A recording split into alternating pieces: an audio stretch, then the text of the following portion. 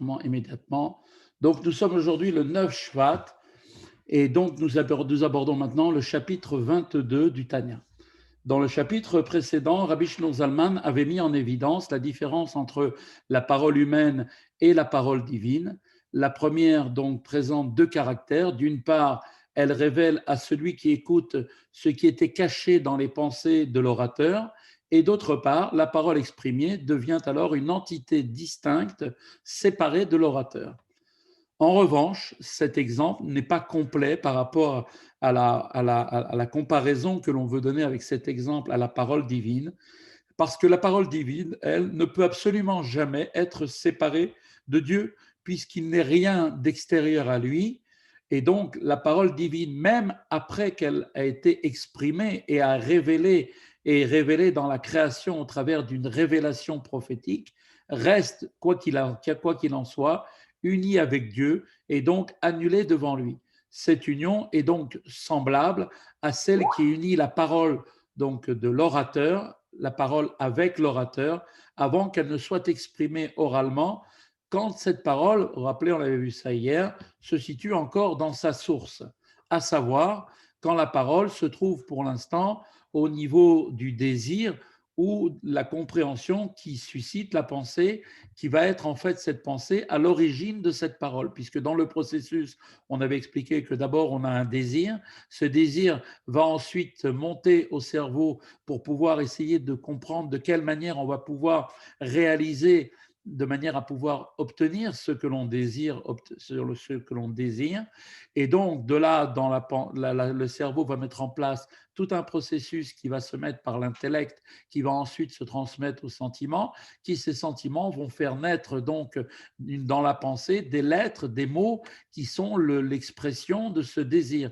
Et ensuite, ces mots dans la pensée vont pouvoir ensuite arriver au dernier stade, qui est les lettres de la parole, qui vont donc permettre ensuite de pouvoir s'exprimer à l'extérieur pour pouvoir donner à l'interlocuteur la direction de la chose que nous souhaitons obtenir. Tout cela ne peut pas être appliqué dans ce concept-là, dans cette image, à la parole divine. La parole divine peut ressembler, dans le premier aspect, à l'idée donc d'une notion de révélation de ce qui était caché auparavant, de la même façon que la parole révèle les lettres de la pensée qui étaient cachées, qui elle-même, cette pensée était au stade de l'intellect et des sentiments, qui eux-mêmes étaient au stade de la neshama elle-même. Et donc, à ce stade-là, au niveau du désir, le désir est donc la source même de la parole qui va donc ensuite être engendrée. Et donc, cette parole-là, cette dimension-là, cette image-là, peut être effectivement une certaine ressemblance, bien sûr, toute proportion gardée, puisqu'on parle de la parole de Dieu qui est complètement indéfinissable, d'accord, puisque Dieu, ses pensées, ses paroles ne sont pas nos pensées ni nos paroles, et donc tout nous dépasse. La seule chose que l'on peut donc retenir, c'est que pour Dieu, la parole de Dieu, quand on parle de la parole de Dieu, on veut parler en fait de la révélation de l'infini divin tel qu'il s'est révélé dans ce monde à travers un monde fini tel que nous le connaissons, tel qu'il est défini par les sens que nous avons. Donc l'usage du concept humain de parole pour désigner la parole divine, créatrice, n'a donc de sens, comme on vient de le dire, que pour la première des caractéristiques de la parole humaine, son effet uniquement de révélation. On ne peut pas dire que la parole de Dieu va ensuite échapper à Dieu, elle va se séparer de Dieu, car tout est en Dieu, la parole fait partie de Dieu. Donc il n'y a pas chez Dieu cette notion, comme c'est chez l'être humain, de séparation. Une fois que les mots ont été dits, les mots sont sortis et ils ne peuvent plus être en rapport avec la personne qui les a dit. Là, chez Dieu, c'est totalement difficile. Dans ce chapitre, maintenant que nous allons aborder le chapitre 22, Rabbi Shneur Zalman remarque que l'usage par la Torah elle-même du terme la parole, puisque la Torah utilise le mot parole pour désigner donc la révélation divine, nous indique que cette dernière possède également, au moins dans un certain sens, le second caractère de la parole humaine, la séparation donc qu'elle implique, puisque la Torah elle-même utilise le terme parole pour désigner la parole divine. La révélation de Dieu, elle utilise le mot parole, qui veut dire révélation, mais aussi est inclus dans ce mot parole la séparation. D'accord? Donc, il va montrer que ce deuxième point de comparaison n'a de sens que pour la parole divine telle qu'elle est perçue par les créatures. Alors oui, on peut dire parole par rapport à Dieu, mais pas parole comme elle est chez Dieu, parole comme nous, les créatures, nous pouvons l'observer avec la création, puisque la parole de Dieu a permis de créer donc des êtres bien définis et bien séparés. Donc, ce qui veut dire qu'a priori, la parole, quand je dis parole de Dieu, cela veut dire révélation donc de l'essence de Dieu qui s'est donc séparé pour donner la possibilité d'existence à des êtres créés et finis. Donc, les êtres créés donnent l'impression, bien sûr, ce n'est qu'une impression, d'être en fait donc séparés de Dieu, à l'image de la parole humaine qui, une fois qu'elle a été dite, se sépare de l'orateur. Pourquoi? Parce que les créatures perçoivent la parole divine qui les anime et donc leur existence même comme séparée de Dieu, parce que personne n'a l'impression au premier abord qu'il est une entité complètement attachée à Dieu. On a l'impression qu'il y a lui, chacun pense qu'il existe à part entière, et il y a la dimension de Dieu qui est en plus.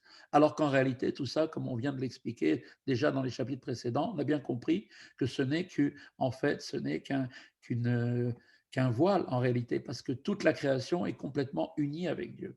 Et c'est dans ce sens que la parole divine peut être comparée à la parole humaine en tant qu'elle induit ici, pour les créatures, un effet de séparation. C'est pour ça que la Torah a utilisé le terme parole pour désigner l'action de révélation de Dieu dans ce monde. Cette manière de se voir soi-même comme séparé de sa source créatrice caractérise notamment encore plus avec mettant l'accent sur cette séparation que ressentent les clipotes et la citra achara, qui constituent un déni total de l'unité de Dieu. Donc, il y a les créatures dans un premier temps qui, elles, ne ressentent pas en eux de manière claire et nette la présence de Dieu qui les anime et les fait vivre. Donc, ils se sentent comme séparés. Et il y a un degré encore plus bas de déni et de refus de cette réalité, de l'unité de Dieu, qui est représentée par le mal et les forces donc des clipotes. רק שהתורה דיברה כלשון בני אדם, ונקרא בתורה דיבורו של מקום, ברוך הוא, ובשם דיבור, ממש כדיבורו של אדם. Toutefois, on voit quand même que la Torah a employé le langage de l'homme, parce qu'elle veut que nous puissions comprendre quand même le processus et qu'on puisse comprendre l'idée. Et donc, le mot parole de Dieu, qui est marqué dans la Torah, désigné par le terme de parole, comme la parole d'un être humain, qui elle-même se caractérise, comme on vient de le dire, par la dimension de séparation de celui qui l'exprime, eh bien la parole est donc, si on peut dire elle aussi, dans une certaine perspective, donc distincte de Dieu, puisqu'il y aurait, pas pour les créatures, le sentiment qu'il y a la créature séparée à part entière et il y a la dimension divine. Les filles, parce qu'en vérité, tout cela, il en est vraiment ainsi, car effectivement, derrière Yeridat, Vamshachat, Achayut et Tartonim, non pas, toute cette réalité n'est pas par rapport à Dieu lui-même, mais plutôt du point de vue des êtres créés. Et donc, cette séparation apparaît pour eux par la descente de la force vitale vers les êtres inférieurs. בצמצומים רבים ועצומים מינים ממינים שונים להיבראות, מהם ברואים רבים מינים ממינים שונים, au moyen, comme on a vu comment les créatures sont créées, eh bien au moyen d'une multitude de contractions puissantes, où chaque contraction va amplifier la dissimulation de la force divine créatrice et va donc créer des êtres de plus en plus, si on peut dire, de plus en plus grossiers, de plus en plus bas, pour pouvoir effectivement donner la possibilité à ces êtres d'exister.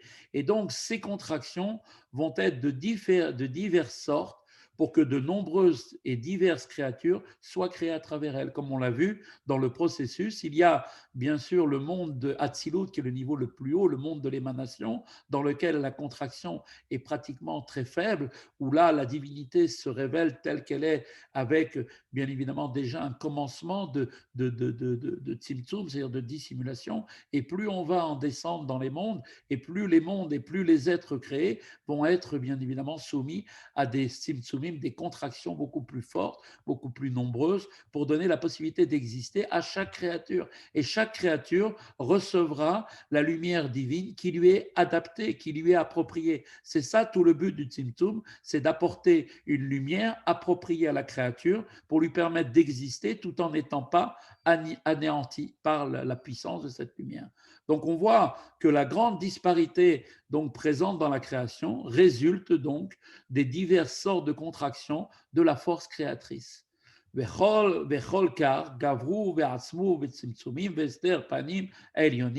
Et ces contractions et ces dissimulations de la face suprême de Dieu sont si grandes et si puissantes, c'est-à-dire que l'aspect intérieur de la force vitale divine qui est infinie est tellement voilé que même les choses impures, que même les choses impures peuvent, comme les clipotes et les citras, peuvent venir à l'existence et être des êtres créés eux aussi. Donc on voit que les contractions nombreuses, aussi nombreuses que cela qu'elles étaient, n'auraient pu rendre possible l'existence des clipotes. Même à ce niveau inférieur, la force divine de Dieu créatrice n'aurait en aucune façon produit des créatures qui nient totalement l'existence de Dieu. En réalité, qu'est-ce qui fait qu'il y a eu la création du mal, c'est-à-dire de la force de négation de l'existence de Dieu? Eh bien, en vérité, la réalité, c'est que l'aspect qualitatif, c'est-à-dire l'intensité des contractions, plutôt que leur nombre, qui permet l'existence des clipotes. Qu'est-ce que c'est? Qu'est-ce qui a permis aux clipotes, en d'autres mots, d'exister? C'est pas qu'on a limité la puissance de la lumière, mais c'est qu'on a limité dans sa qualité. On a amené une qualité de moins en moins importante pour donner justement la possibilité qu'il puisse y avoir des dimensions qui va être complètement négative par rapport et nier totalement l'existence de Dieu, qui est le mal et que sont les clipotes. Et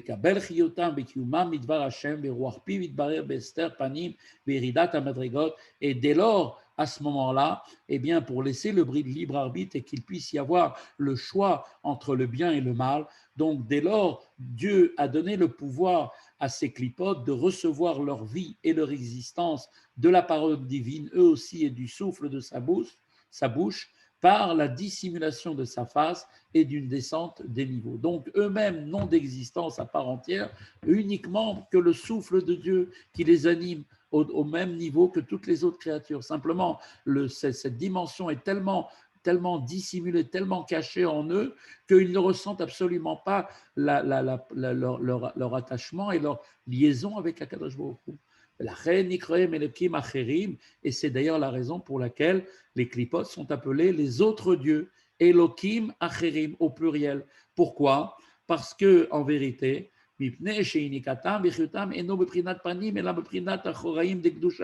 parce que leur nourriture a ces forces du mal et leur vitalité qu'ils puissent du domaine de la sainteté, car comme on l'a dit, chaque être donc tire sa vitalité de la sainteté pour pouvoir exister, eh bien, eux aussi reçoivent leur vitalité, mais cette vitalité ne provient pas de ce qu'on appelle la face de Dieu, c'est-à-dire la face qui dénote en fait ici l'aspect intérieur de la volonté divine, mais plutôt de l'aspect arrière qui vient du mot achoraïm en hébreu. Cet enseignement se fonde sur l'assimilation entre acherim et achoraïm. Acherim, ça veut dire les autres, et achoraïm, ça veut dire à l'extérieur. Donc pour les autres, la vie qui vient pour les autres, qui vient d'une manière extérieure, qui est donc à l'arrière, qui vient de l'arrière de la sainteté, c'est-à-dire de l'aspect extérieur, superficiel de la volonté de Dieu. Dieu leur a donné l'existence pour laisser la possibilité de donner à l'homme le libre arbitre en ayant la possibilité d'un choix de choisir le mal. Et c'est uniquement pour cette raison qu'ils existent. Et malgré tout, bien qu'ils sont là pour donner effectivement le change à un juif, la possibilité de choisir entre le bien et le mal, il faut savoir qu'ils sont malgré tout complètement en dehors de la volonté profonde de Dieu. Dieu le fait parce que c'est en fait, c'est comme dans une pièce de théâtre, il y a des acteurs, eux, leur action, c'est de venir troubler un juif, d'être là sans arrêt pour essayer de l'appâter, pour le faire venir vers le mal. Et donc, c'est uniquement pour ça qu'ils sont là. Il faut maintenant, pour nous, définir ce que veut dire précisément les termes la face de Dieu et l'aspect arrière par rapport à la volonté divine. Qu'est-ce que cela veut dire? Alors voilà un petit peu un aperçu de l'explication qui est donnée par Rabbi Shneur Zalman à ce sujet. Une volonté, on va prendre l'exemple de la volonté. Une volonté est dite intérieure lorsque cette volonté s'applique directement à son objet. À l'opposé, elle est dite extérieure lorsqu'elle est contrainte, c'est-à-dire lorsque l'objet auquel elle s'applique n'est pas désiré pour lui-même, mais seulement en tant que moyen pour atteindre une autre fin qui, elle, correspond à la volonté intérieure. Je vais vous donner un exemple. On sait que vous avez des gens qui font du voyage, qui voyagent beaucoup pour leur métier, c'est des gens qui font du business. En vérité, leur volonté, c'est quoi? C'est de gagner de l'argent. Maintenant, faire les voyages, c'est quelque chose qui est nécessaire pour le faire. Quelle est la volonté profonde chez eux? C'est gagner de l'argent. Et quelle est cette volonté qu'ils sont obligés de faire? Ils ont malheureusement, c'est contre leur volonté, mais ils sont obligés de le faire, c'est de faire des voyages. Donc le voyage est en fait une notion qui n'est pas désirée en soi. Ce n'est pas qu'ils cherchent à voyager, ce n'est pas des gens qui vont se promener, qui vont partir en voyage. C'est des gens qui veulent gagner de l'argent. Donc leur volonté profonde, c'est gagner de l'argent. Et voyager pour eux, c'est quelque chose de nécessaire qu'il faut faire. S'ils pouvaient ne pas avoir à le faire, eh bien, ils ne le feraient pas.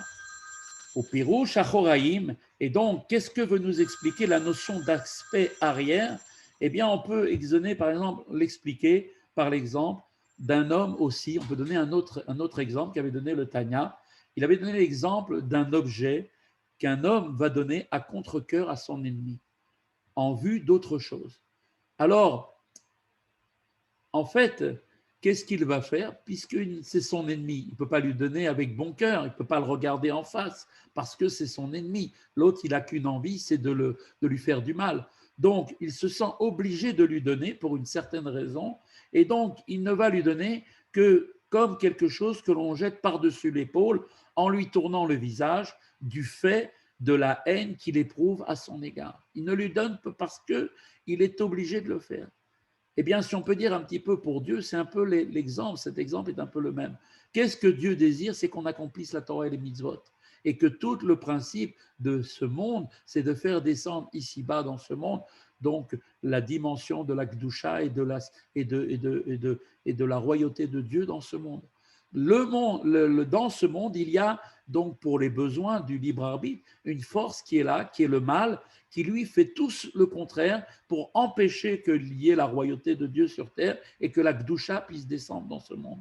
Donc Dieu a laissé cette force lui donner, c'est lui qui l'a créée puisqu'il n'y a rien en dehors de Dieu, il a donné à cette force le pouvoir d'agir de manière à contredire et à être tout le temps en contradiction avec la volonté d'un juif de faire la volonté de Dieu.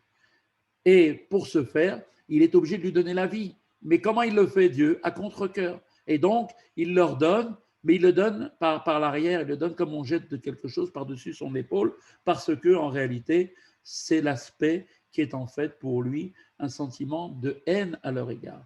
Donc, on sait très bien que dans le corps humain, quand on regarde, vous savez qu'il y a des sciences qui sont ce qu'on appelle notamment la PNL, qui vérifient par rapport aux actes et aux gestes. On sait très bien que les gestes du corps traduisent les sentiments de l'âme. Quand le donneur n'est motivé que par la volonté extérieure, quelque chose qui ne lui plaît pas en fait au fond, au pôle profond, eh bien qu'est-ce qu'il fait? Il détourne son visage, où se reflètent dans le visage les aspects les plus intérieurs de son âme. Donc, la personne qui déteste l'autre ne peut pas lui donner son visage en face à face, parce qu'il le déteste. Car les ma'ala, bechinat panim, et donc, avec cet exemple-là, on peut comprendre de même comment ça se passe en haut, la face, qu'est-ce que cela désigne? Eh bien, cela désigne l'aspect intérieur. Donc, l'aspect intérieur, eh bien, veut en fait panim, parce que le mot panim en hébreu veut dire la face, mais ça veut dire aussi, ça vient du mot pnimiut, qui veut dire intériorité. Donc cette face qui dénote la notion d'intériorité, de la volonté suprême, et son véritable désir, est le désir de Dieu de dispenser la vie à tout ce qui est proche de lui, du domaine de la sainteté. Donc c'est exactement comme ça que ça se passe en haut. Aval asitra achara ve'atoma i atohevet Hashem asher sina, mais la sitra achara, les forces du mal et l'impureté sont une abomination devant Dieu qu'il déteste, d'accord, comme c'est marqué dans le Deutéronome. ואינו משפיע לה חיות מיעוט הרצון וחפצו אמיתי אשר חפץ בה חס ושלום. Et donc, il ne va pas leur donner la possibilité de recevoir la vie de sa volonté intérieure et de son véritable désir. Il ne le fait que simplement par obligation.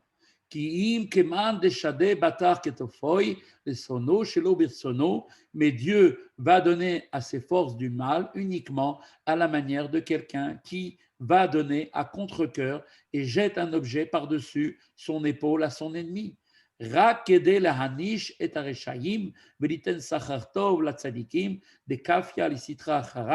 Ainsi, Dieu ne donne pas la vie aux clipotes de sa volonté intérieure, mais seulement il le donne afin de punir les méchants qui, eux, vont se soumettre et se laisser avoir par les clipotes et qui tirent donc leur vitalité de là, puisque quand les clipotes attrapent par le rachat, ils l'attrapent dans ses filets, ils lui prennent sa vitalité, et aussi pour donner une bonne récompense aux justes qui, eux, par contre, font plier la sitra hara, la force du mal de l'extérieur.